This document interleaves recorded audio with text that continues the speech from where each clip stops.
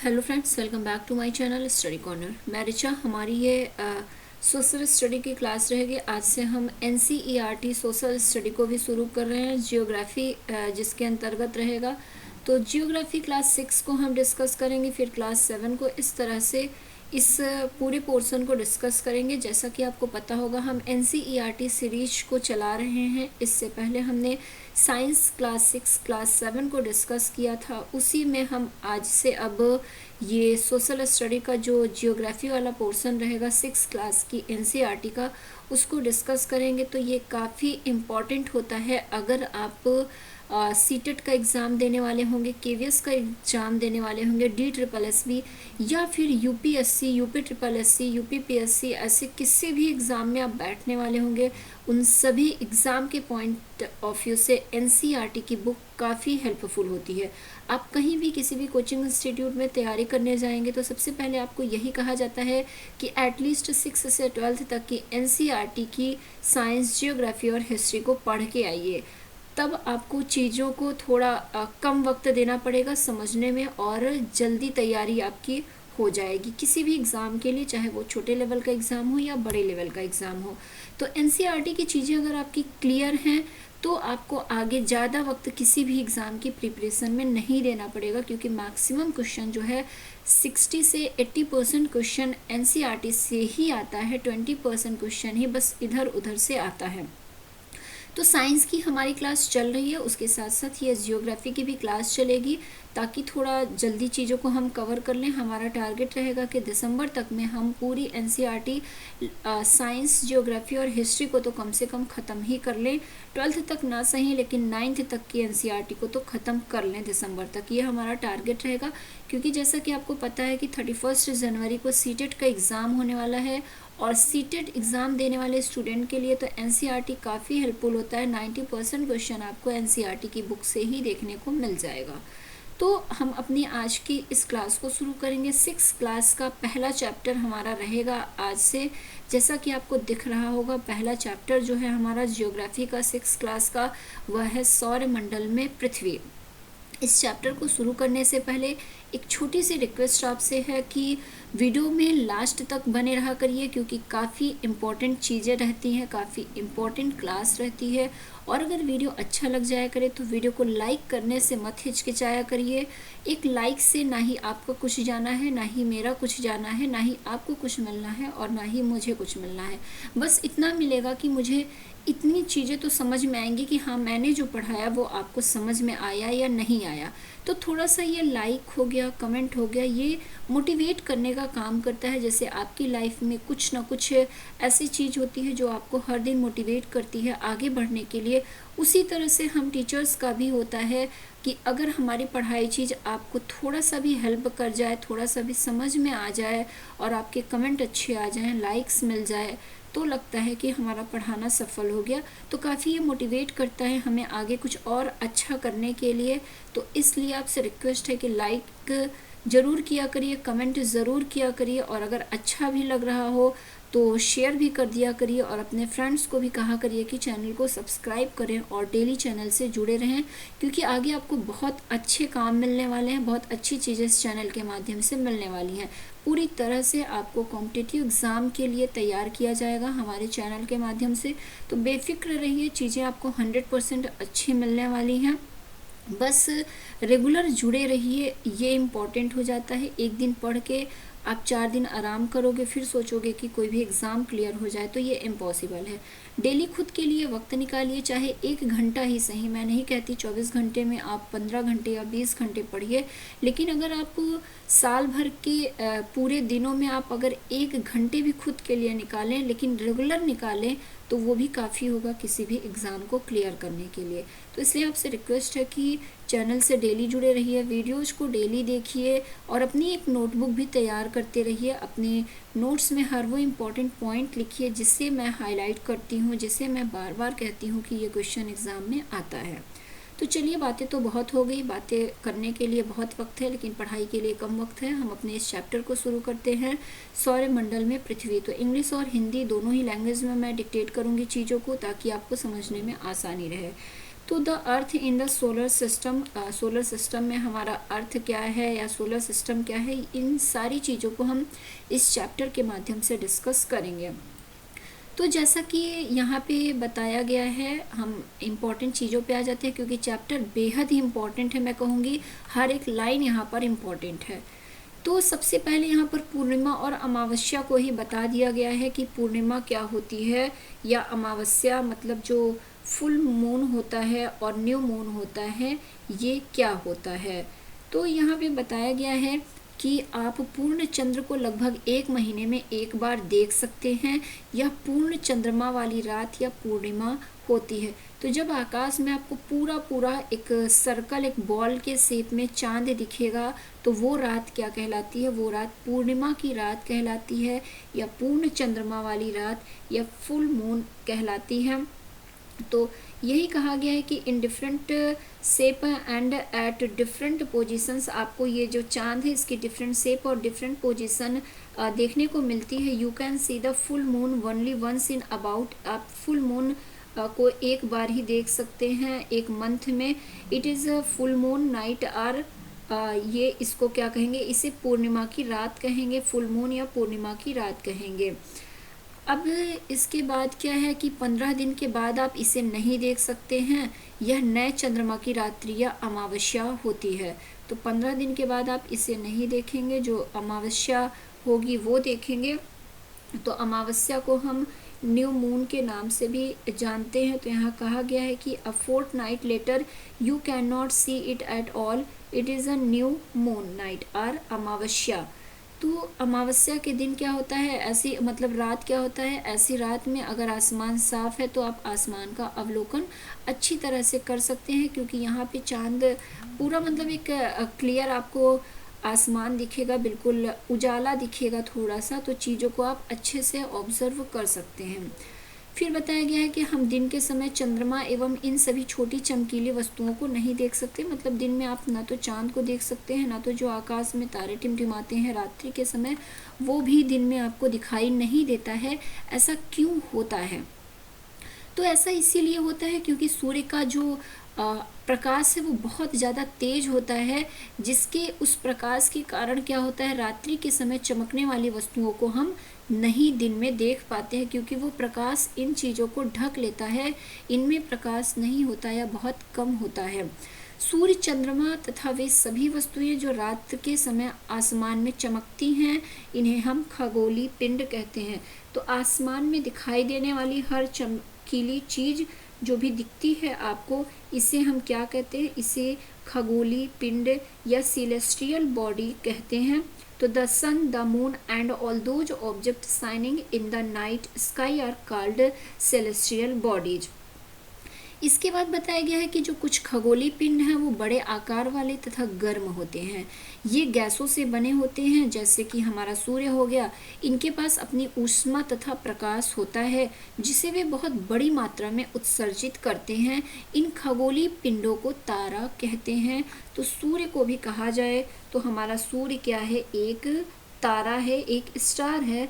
तो यही चीज़ कही गई है कि some celestial bodies are very big and hot, they are made up of gases, they have their own heat and light which they emit in large amounts.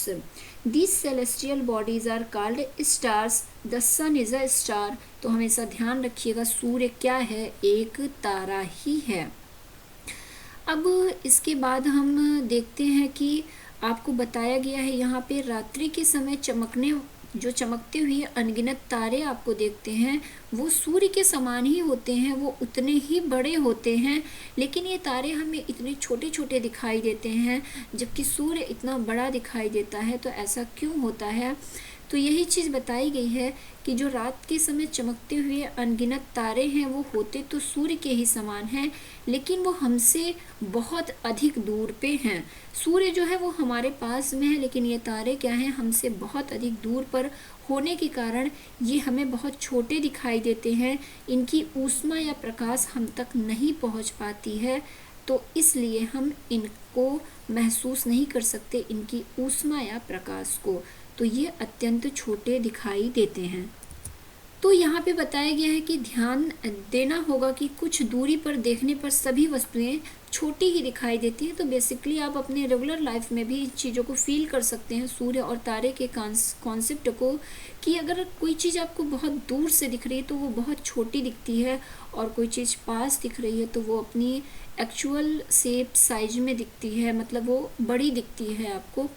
जैसे कि अब एक और चीज़ बता दी गई है कि एग्जाम्पल के तौर पे समझाया गया है कि अत्यधिक ऊंचाई पर अगर एरोप्लेन उड़ रहा है तो वो आपको बहुत ही छोटा दिखाई देता है, जबकि अगर वही एरोप्लेन बिल्कुल आपके घर के ऊपर से गुजरे तो वो आपको काफ़ी बड़ा दिखाई देता है। तो बिल्कुल यही कॉन्सेप्ट है सूर्य और जो तारे होते हैं छोटे छोटे, उनका जो छोटे छोटे तारे हैं वो हमसे बहुत दूरी पर स्थित है, इसीलिए वो हमें बहुत छोटे दिखाई देते हैं और उनका प्रकाश हमें नहीं दिखाई देता है। तो यहाँ पे है कि रात्रि में आसमान को की ओर देखते समय आप तारों के विभिन्न समूहों द्वारा बनाई गई विविध आकृतियों को भी देख सकते हैं। ये जो है ये तारों का समूह जो होता है, इन्हें ही हम क्या कहते हैं, नक्षत्र मंडल कहते हैं। तो नक्षत्र मंडल क्या होता है, तारों का समूह होता है नक्षत्र मंडल, या इसे ही हम क्या कहेंगे, while watching the night sky you may notice various patterns formed by the different groups of stars। तो जो stars का ये ग्रुप है इसे ही हम क्या कहेंगे, इसे ही हम कहेंगे कॉन्स्टिलेशंस। तो ये नक्षत्र मंडल कहलाते हैं। इस नक्षत्र मंडल के नाम पे अर्सा मेजर या बिग बियर इसी प्रकार का एक नक्षत्र मंडल है। तो आपसे एग्जाम में नक्षत्र मंडल का नाम भी पूछ सकता है। तो अर्सा मेजर और जो बिग बियर होता है या जो बिग बियर होता है ये क्या होता है, ये एक कॉन्स्टेलेशन होता है, एक नक्षत्र मंडल होता है। बहुत आसानी से पहचान में आने वाला नक्षत्र मंडल है स्मॉल बियर या सप्तऋषि। तो आप अक्सर आकाश में देखे होंगे 7 तारों का समूह, एक क्वेश्चन मार्क टाइप का शेप बना होता है, 7 तारे जिसमें होते हैं, जिन्हें हम अपनी नॉर्मल बोलचाल की भाषा में सप्तऋषि कहते हैं। साइंस की लैंग्वेज में बात की जाए तो इसे स्मॉल बियर के नाम से जाना जाता है। ये भी क्या है, ये भी एक नक्षत्र मंडल होता है। तो यह 7 तारों का समूह है जो कि एक बड़े नक्षत्र मंडल अर्सा मेजर का भाग होता है। तो ये जो सप्तऋषि या स्मॉल बियर होता है ये बिग बियर का एक पार्ट होता है। इसके बाद आगे बताया गया है कि प्राचीन काल में, यहाँ इमेज में भी आप देख सकते हैं, बाकी आकाश में शाम के टाइम रात्रि में जाके आप ये सप्तऋषि का ये वाला जो है ना, ये क्वेश्चन मार्क टाइप का ऐसे बना होता है, तो इस तरह से आप इसे भी देख सकते हैं। और ये जो सप्तऋषि का मतलब ये जो 7 तारों का समूह होता है, जो नीचे वाला तारा होता है अपनी आँख के बिल्कुल सीध में जाएंगे इस तारे से होते हुए, तो जो सबसे ऊपर तारा दिखता है इसे हम ध्रुव तारा कहते हैं। तो इस तरह से आप ध्रुव तारा की एग्जैक्ट पोजीशन को भी समझ सकते हैं और उसे पहचान सकते हैं। प्राचीन समय में क्या था, जो लोग थे तब घड़ी नहीं थी और दिशाओं का निर्धारण करने के लिए कोई ऐसा यंत्र नहीं बना हुआ था। तो तब लोग क्या करते थे, इसी सप्तऋषि की मदद से, इसी जो स्मॉल बियर है इसकी मदद से दिशाओं का ज्ञान करते थे। तो यहाँ पर बताया गया है कि प्राचीन समय में लोग रात्रि में दिशा का निर्धारण तारों की सहायता से करते थे। उत्तरी तारा जो है वो उत्तर दिशा को बताता था। तो ये जो ध्रुव तारा रहता था जिसे हम इस सप्तऋषि की मदद से इसकी एग्जैक्ट पोजीशन को देख सकते थे, तो ध्रुव तारा हमेशा उत्तर दिशा में ही होता था और ये कभी भी अपनी पोजीशन को नहीं बदलता है।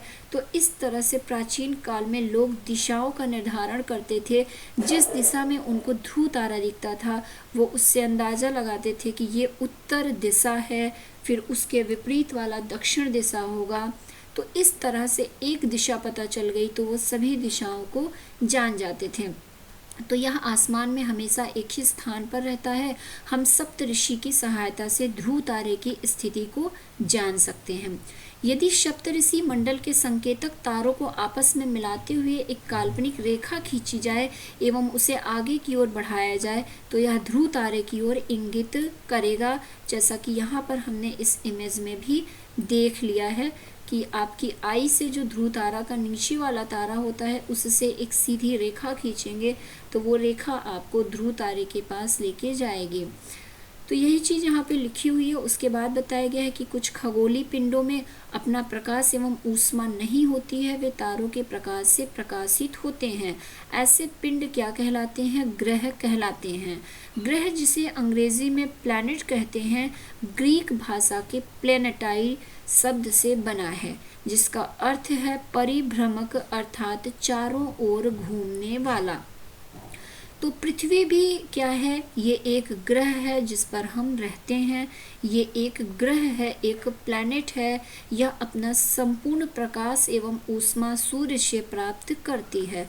तो यहाँ यही चीज़ कहा गया है कि खगोलीय पिंड ग्रह किसे कहते हैं? जिनके पास अपना कोई प्रकाश नहीं होता, ऊष्मा नहीं होता, वे तारों के प्रकाश से प्रकाशित होते हैं, इन्हें ग्रह कहते हैं। तो सूर्य एक तारा है, जबकि हमारी पृथ्वी क्या है? एक प्लैनेट है।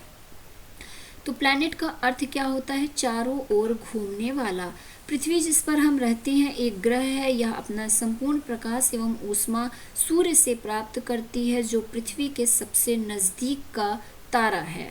पृथ्वी को बहुत अधिक दूरी से, जैसे चंद्रमा से देखने पर यह चंद्रमा की तरह चमकती हुई प्रतीत होगी।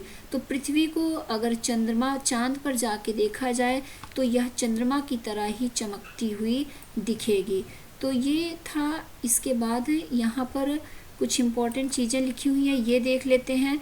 यहाँ पर लिखा गया है कि बृहस्पति, शनि तथा यूरेनस के चारों ओर छल्ले होते हैं। ये छल्ले विभिन्न पदार्थों के असंख्य छोटे छोटे पिंडों से बनी पट्टियाँ हैं। पृथ्वी से इन छल्लों को शक्तिशाली दूरबीन की सहायता से देखा जा सकता है। तो कई बार एग्ज़ाम में ये सीधे सीधे पूछा हुआ है कि किन ग्रहों में छल्ले नुमा आकृति होती है या छल्ले दिखाई देते हैं।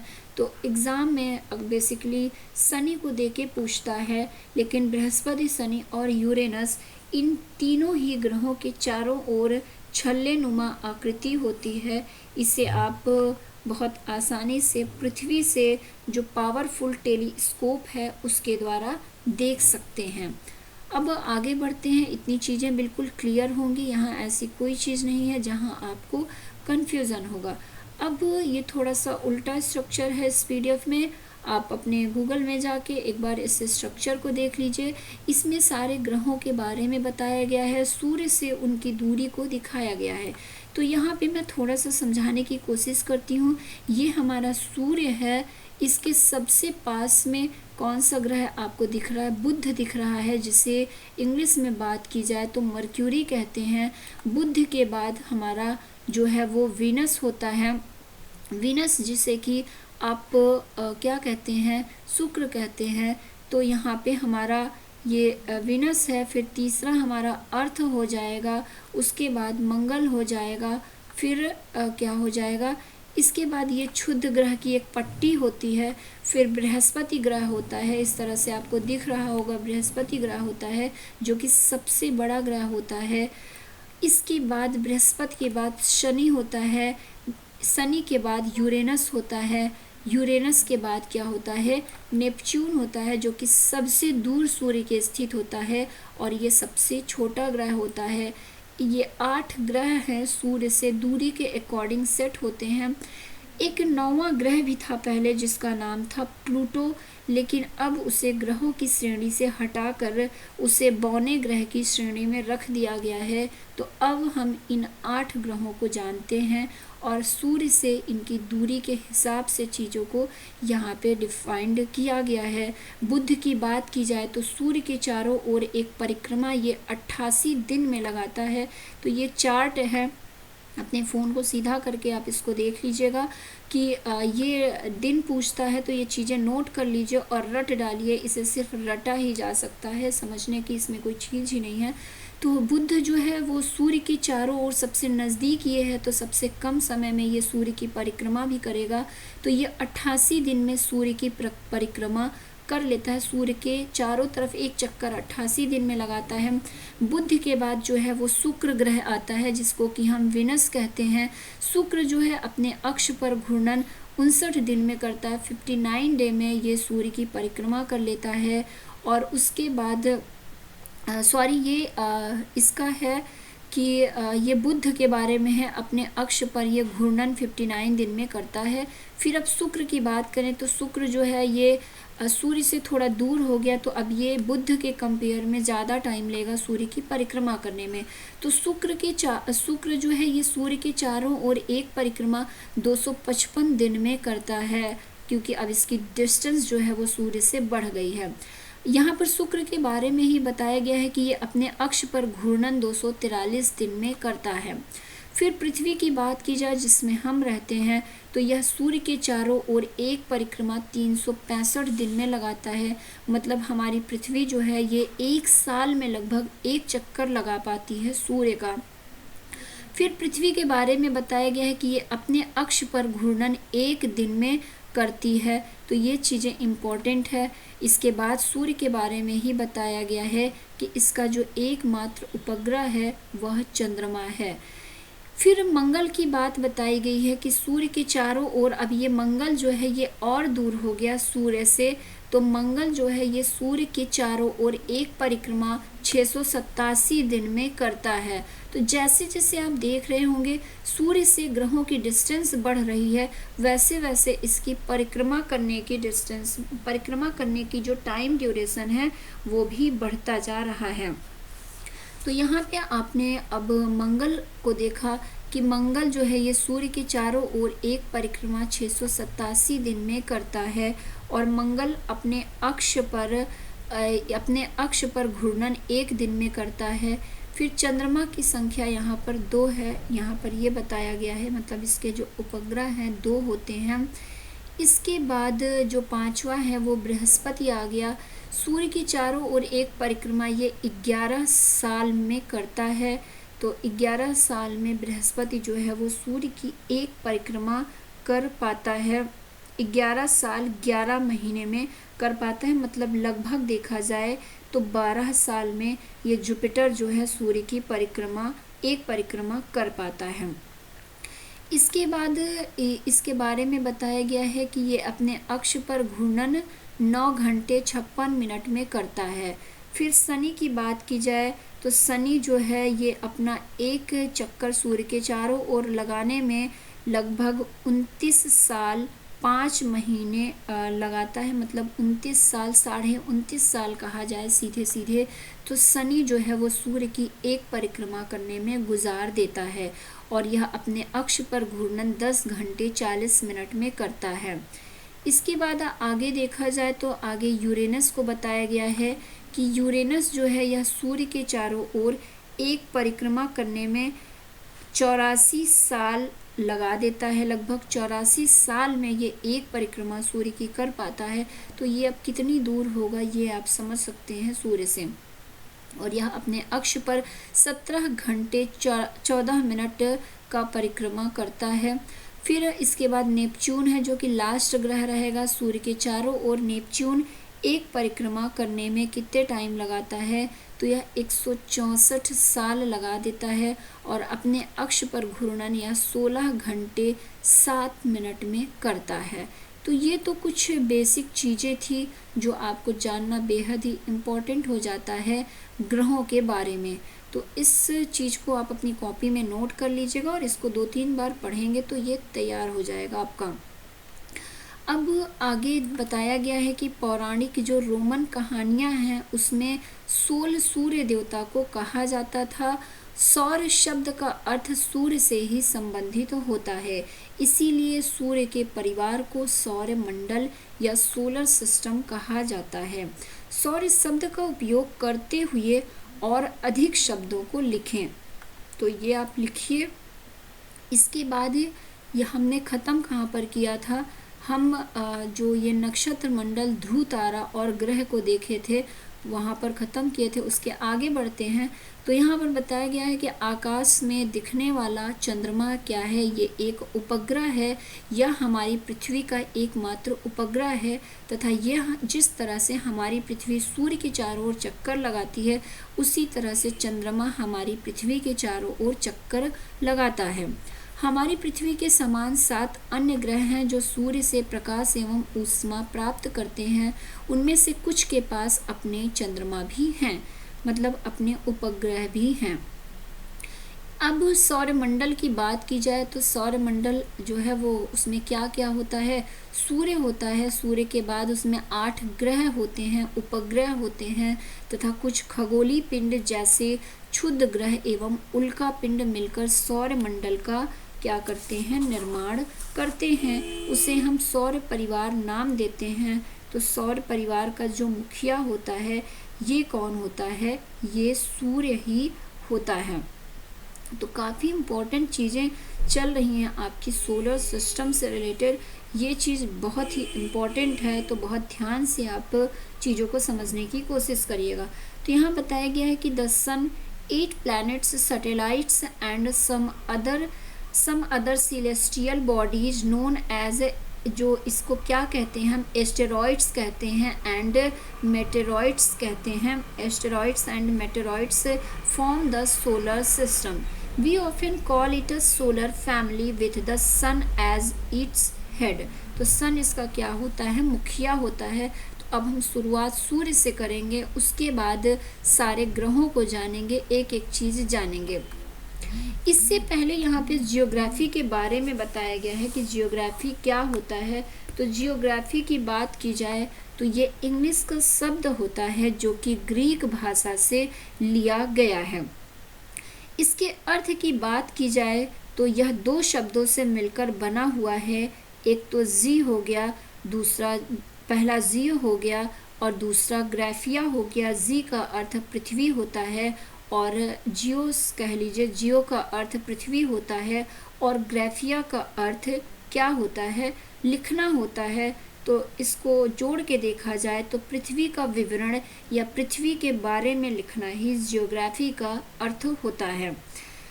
इसके बाद अब जियोग्राफी से रिलेटेड कुछ और शब्द हैं जिसमें कि पृथ्वी से रिलेटेड अध्ययन किया जाता है, जैसे कि यहाँ पर दिखाया गया है आपको जियोलॉजी। तो जियोलॉजी में हम पृथ्वी का अध्ययन करते हैं। इसके बाद जियोलॉजी में हम क्या करते हैं, पृथ्वी का अध्ययन करते हैं। जियोमेट्री की बात की जाए तो जियोमेट्री में पृथ्वी का मापन किया जाता है और जियोइड की बात की जाए तो पृथ्वी के आकार की गणना इसमें की जाती है।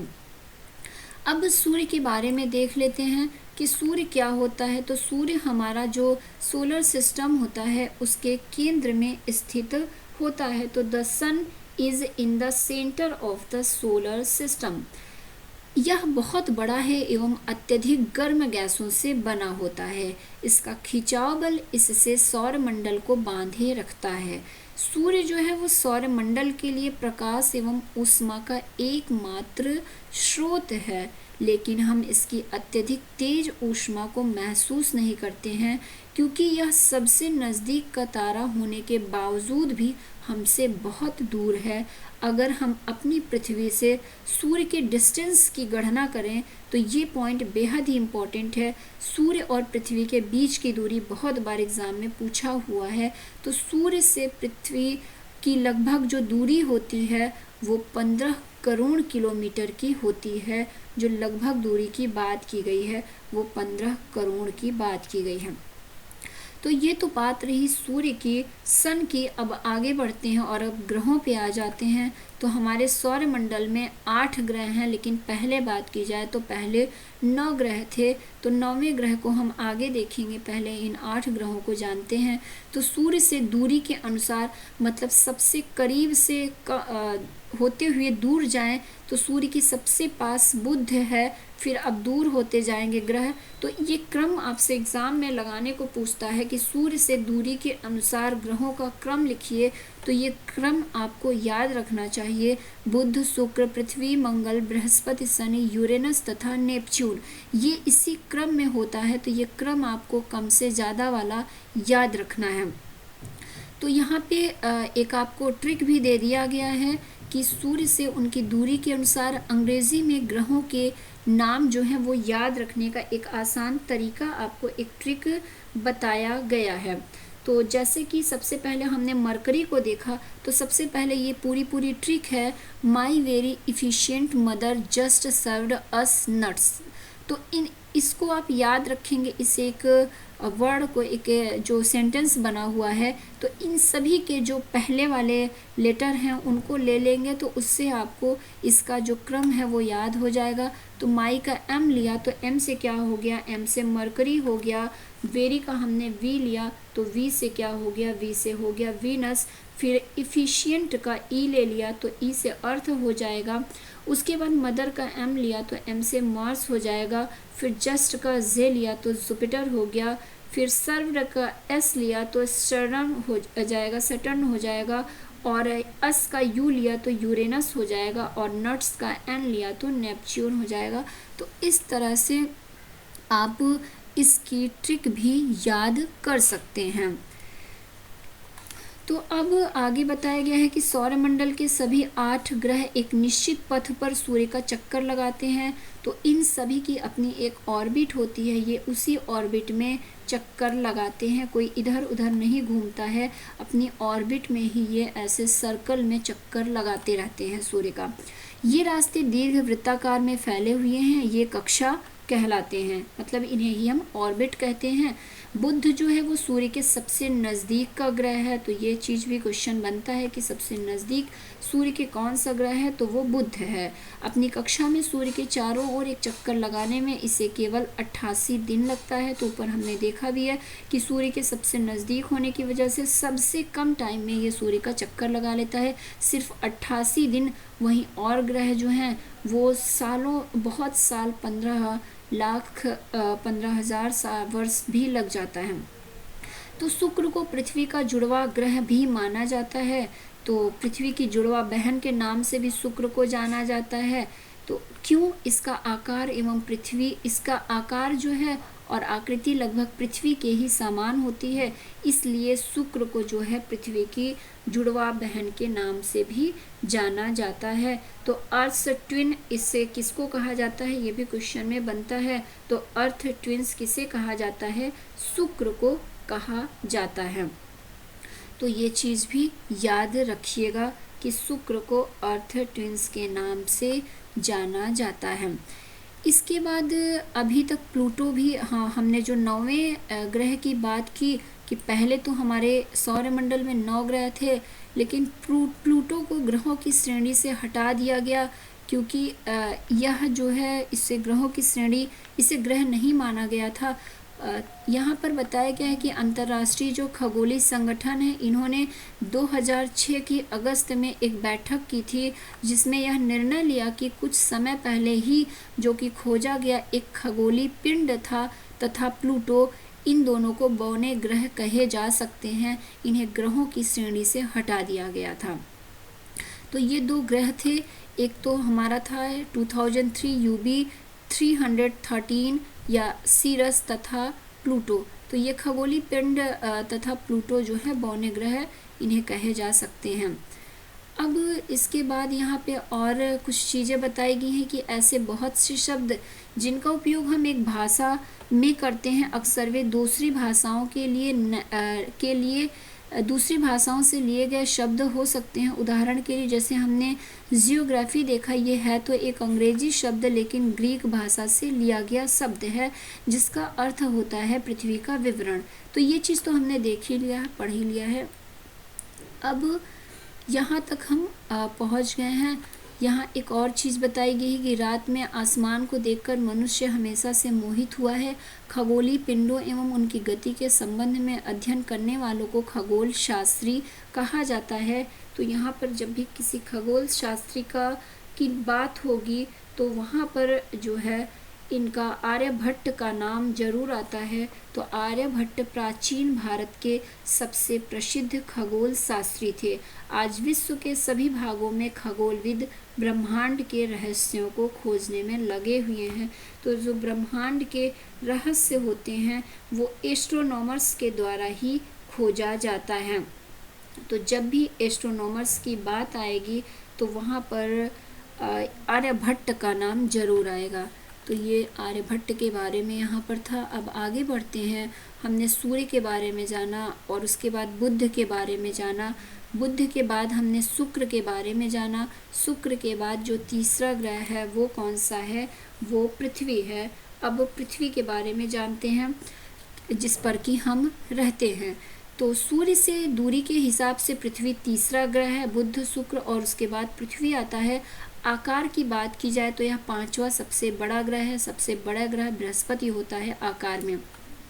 पृथ्वी उसमें 5वें नंबर पर है। यह ध्रुवों के पास थोड़ी चपटी है, यही कारण है कि इसके आकार को भू आभ कहा जाता है। मतलब जो हमारे पृथ्वी का शेप होता है ये कैसे होता है, ये जियोइड शेप का होता है।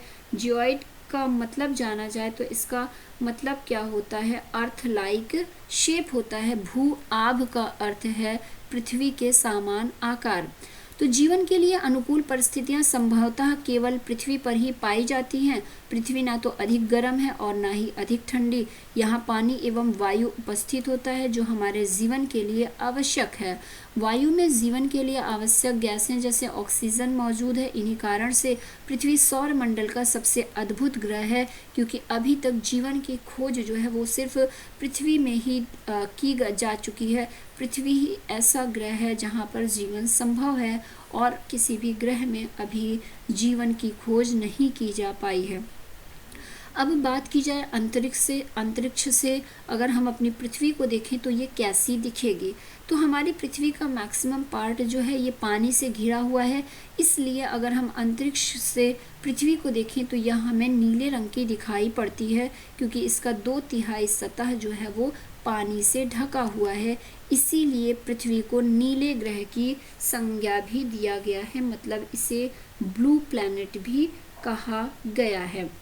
तो ये पृथ्वी के बारे में था। एक और यहाँ पर बहुत ही इम्पॉर्टेंट चीज़ लिखी हुई है कि जो सूर्य का प्रकाश है वो हमारी पृथ्वी तक आने में कितना टाइम लेता है।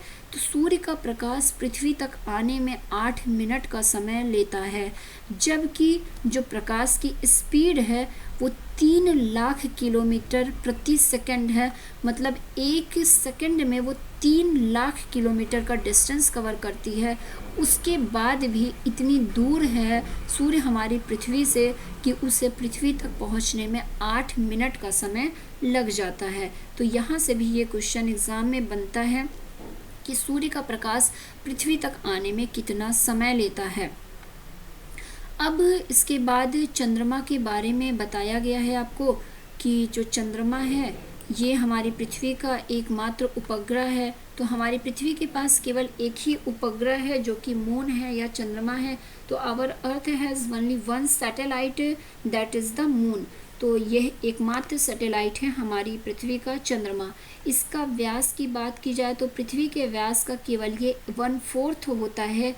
यह इतना बड़ा इसलिए प्रतीत होता है क्योंकि यह हमारे ग्रह से अन्य खगोलीय पिंडों की अपेक्षा काफ़ी नज़दीक होता है। अब जैसे कि हमने सूर्य से पृथ्वी की डिस्टेंस की बात की कि ये लगभग 15 करोड़ किलोमीटर की डिस्टेंस में होता है हमारी पृथ्वी सूर्य से। तो हमारी पृथ्वी चांद से अब कितनी दूरी पे है, दूसरा क्वेश्चन ये बनता है। तो हमारी पृथ्वी जो है वो चांद से लगभग 3,84,400 किलोमीटर दूर है। तो ये NCERT का जो डाटा रहता है ये सबसे सटीक डाटा होता है। तो ये बिल्कुल रट लीजिएगा कि हमारी पृथ्वी से चांद की दूरी एग्जैक्ट जो यहाँ पर मतलब लगभग में जो बताई गई है, लेकिन डाटा जो है यही एग्जैक्ट लिया जाता है राइट आंसर के तौर पे। तो यह लगभग 3,84,400 किलोमीटर दूर है।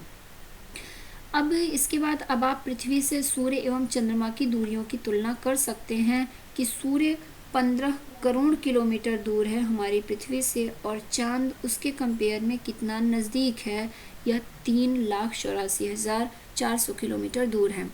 अब यहाँ पे बताया गया है कि जो नील आर्मस्ट्रॉन्ग हैं ये पहले ऐसे व्यक्ति थे जिन्होंने 21 जुलाई 1969 को सबसे पहले चंद्रमा की सतह पर कदम रखा।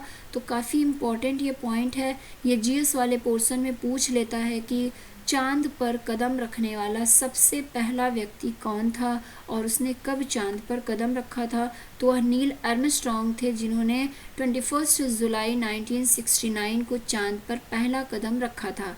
एक दूसरा क्वेश्चन ये भी बनता है कि ऐसे कौन से पहले भारतीय थे जिन्होंने चांद पर सबसे पहले कदम रखा था।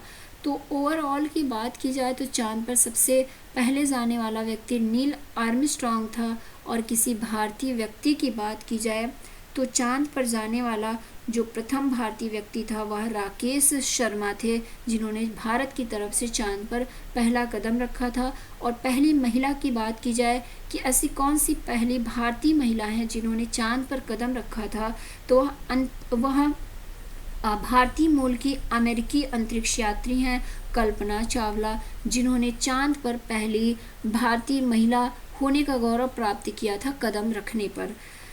तो ये कुछ इम्पोर्टेंट जीएस से रिलेटेड चीज़ें थी। अब आगे बढ़ते हैं और आगे उपग्रह के बारे में भी बताया गया है, ये भी देख लेते हैं, क्योंकि जो चंद्रमा है ये हमारा एक मात्र उपग्रह है।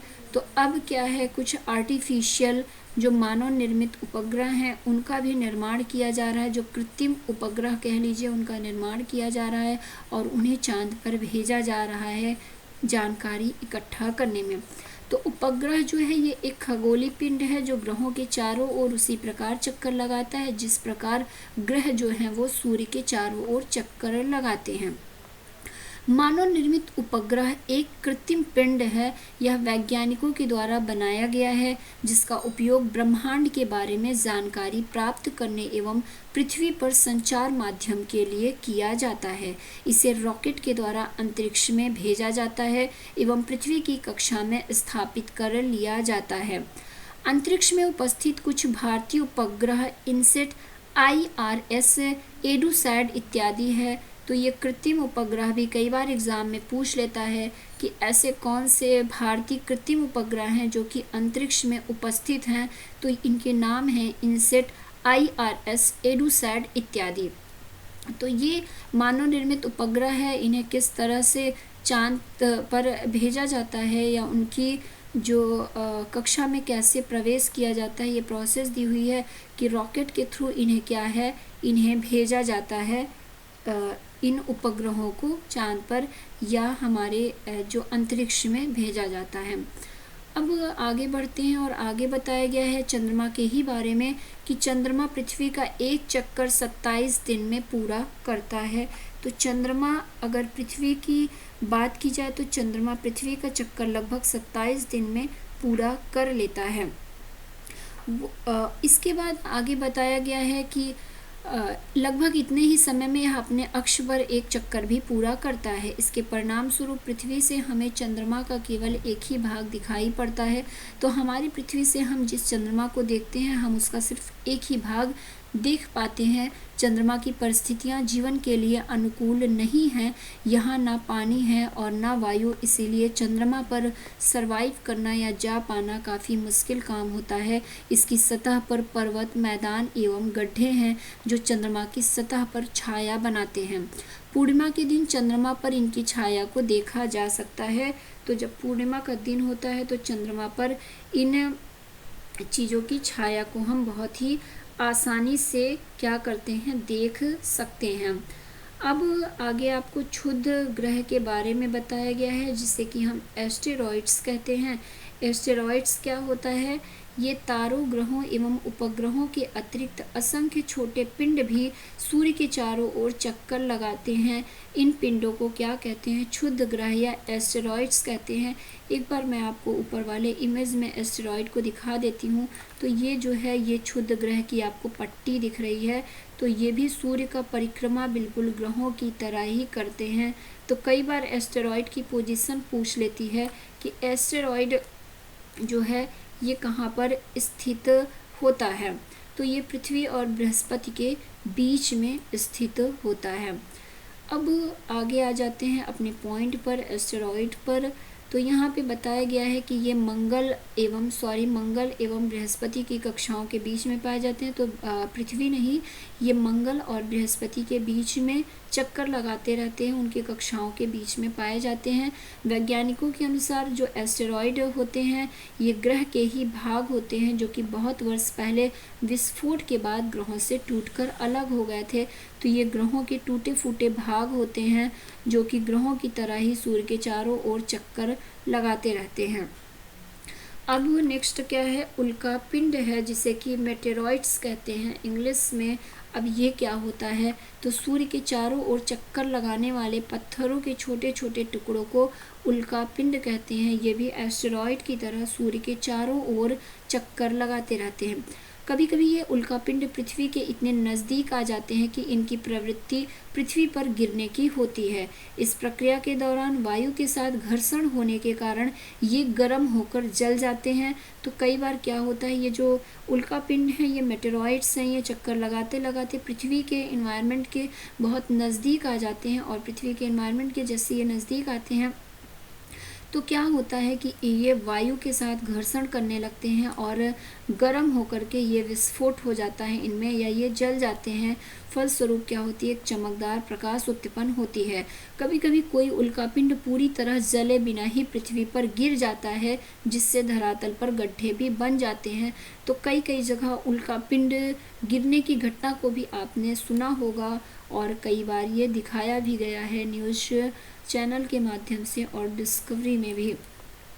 तो क्या आपने तारों वाले खुले आकाश में एक ओर से दूसरी ओर तक फैली चौड़ी सफ़ेद पट्टी की तरह एक चमकदार रास्ते को देखा है?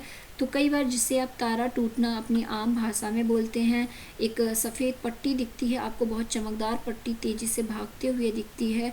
ये क्या होती है जिसे हम तारा टूटना कहते हैं और उसे देखकर विश करते हैं। तो ये क्या होता है, ये लाखों तारों का एक समूह होता है। यह पट्टी आकाश गंगा है हमारी। तो यही कहा गया है, ये पट्टी क्या है, आकाश गंगा है। हमारा सौर मंडल इस आकाश गंगा का एक भाग है। प्राचीन भारत में इसकी कल्पना आकाश में प्रकाश की एक बहती नदी से की गई थी। इस प्रकार इसका नाम आकाश गंगा पड़ा। आकाश गंगा जो है ये करोड़ों तारों, बादलों तथा गैसों की एक प्रणाली होती है। इस प्रकार की लाखों आकाश गंगाएं मिलकर हमारी ब्रह्मांड का निर्माण करती हैं। तो ब्रह्मांड कैसे निर्मित होता है, ये लाखों आकाश गंगाओं का समूह होता है। ब्रह्मांड की विशालता की कल्पना करना अत्यधिक कठिन है। वैज्ञानिक अभी भी इसके बारे में अधिक से अधिक जानकारी एकत्र करने में जुटे हुए हैं। इसके आकार के संबंध में हमें कोई जानकारी नहीं है, लेकिन फिर भी हम जानते हैं कि हम सभी इसी ब्रह्मांड का क्या है, इसी गैलेक्सी का एक हिस्सा हैं। तो बहुत ही इम्पॉर्टेंट ये पॉइंट दिया हुआ था हमारी ब्रह्मांड के बारे में। तो एक बार ये चीज़ें हम फिर से जानते हैं कि क्या कहा गया है।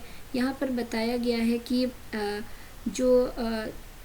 यहाँ पे बताया गया है कि जो क्लस्टर ऑफ मिलियंस स्टार्स होते हैं, इनसे क्या होता है, इनसे मिल्की वे का निर्माण होता है और our solar system is a part of this Galaxy.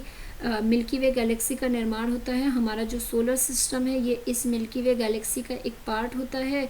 Ancient India में, मतलब प्राचीन वक्त में क्या कहा गया था कि in ancient India it was imagined to be a river of light flowing in the sky, thus it was named Akash Ganga. A galaxy is a huge system of billions of stars and clouds of dust and gases. There are millions of such galaxies that makes the universe. It is difficult to imagine how big the universe is. Scientists are still trying to find out more and more about it. We are not certain about its size, but we know that all of us, you and I, belong to this universe. हम इस universe का हिस्सा हैं, इस ब्रह्मांड का हिस्सा हैं। आगे कुछ और रोचक चीज़ें बताई गई हैं ब्रह्मांड के बारे में अपने संबंध को लेके, कि ब्रह्मांड के साथ अपना संबंध बता सकते हैं। ये इमेज देख के आप कि आप पृथ्वी पर हैं तथा जो पृथ्वी है ये क्या है, ये एक सौर मंडल का पार्ट है और हमारा जो सौर मंडल है ये हमारी आकाश गंगा या मिल्की वे का एक पार्ट है और मिल्की वे हमारी जो है ये हमारे ब्रह्मांड का हिस्सा है। तो इस तरह से आप देख सकते हैं हमारी पृथ्वी किस तरह से सौर मंडल और सौर मंडल किस तरह से आकाश गंगा और आकाश गंगा किस तरह से ब्रह्मांड का हिस्सा हो गया है। तो फ्रेंड्स, हमारा ये पहला चैप्टर यहाँ पर ख़त्म होता है। काफ़ी इम्पोर्टेंट चैप्टर था और हर एक पॉइंट इम्पोर्टेंट था इस चैप्टर के अंतर्गत। तो इस तरह से ये चैप्टर मैं उम्मीद करती हूँ आपको समझ में आया होगा। मैंने ज़्यादा से ज़्यादा कोशिश किया चीज़ों को एक सिंपल लैंग्वेज में एक्सप्लेन करने की, लेकिन कहीं भी आपको थोड़ी सी भी कोई कन्फ्यूज़न है तो कमेंट ज़रूर करिएगा। मैं अपने नेक्स्ट वीडियो में उसको क्लियर करके ही आगे बढ़ूँगी। ये मैं आपसे प्रॉमिस करती हूँ कि बिना चीज़ों को क्लियर किए मैं आगे बिल्कुल भी नहीं बढ़ूँगी, क्योंकि जब तक आपको ये छोटी छोटी जो बेसिक चीज़ें हैं ये नहीं क्लियर होगा, आगे की चीज़ कभी समझ में ही नहीं आएगी। तो इसलिए हर पॉइंट को बिल्कुल क्लियर करते जाइए। और ये जो चैप्टर था ये साइंस का भी पार्ट है, ईवीएस का भी पार्ट है और हमारे इस जियोग्राफी का भी पार्ट है, सोशल स्टडी का पार्ट है। तो ये काफ़ी इम्पॉर्टेंट चैप्टर है। ईवीएस में भी हम इस चीज़ को देखते हैं, तो इसलिए मैंने जियोग्राफी को पहले शुरू किया है, क्योंकि यहाँ पर बहुत सी चीज़ें हमारे साइंस से भी रिलेटेड हो जाती हैं, तो काफ़ी हेल्पफुल रहेगा आपको चीज़ों को समझने में। तो आज हमने ये जियोग्राफी का जो पहला चैप्टर है ये कंप्लीट किया। अगर वीडियो अच्छा लगा हो तो लाइक ज़रूर कर दीजिएगा, कमेंट भी किया करिए, अच्छा लगता है तब भी, कुछ अच्छा नहीं लगता है तब भी, ताकि हमें समझ में आए कि आपने कितनी चीज़ों को समझा या कितना चीज़ें नहीं समझ में आई हैं। और अच्छा लग गया हो तो चैनल को सब्सक्राइब ना किया हो तो चैनल को सब्सक्राइब कर लीजिए। अपने फ्रेंड्स और फैमिली मेम्बर्स में चैनल को शेयर करिए और उनसे सब्सक्राइब करने को कहिए। और अगर आपने बेल आइकॉन के बटन को ऑन नहीं किया है तो बेल आइकॉन के बटन को ऑन कर दीजिए, ताकि कोई भी वीडियो अपलोड हो तो उसका नोटिफिकेशन आप तक पहुंच जाए। हम अपने नेक्स्ट वीडियो में फिर से मिलते हैं, तब तक के लिए धन्यवाद।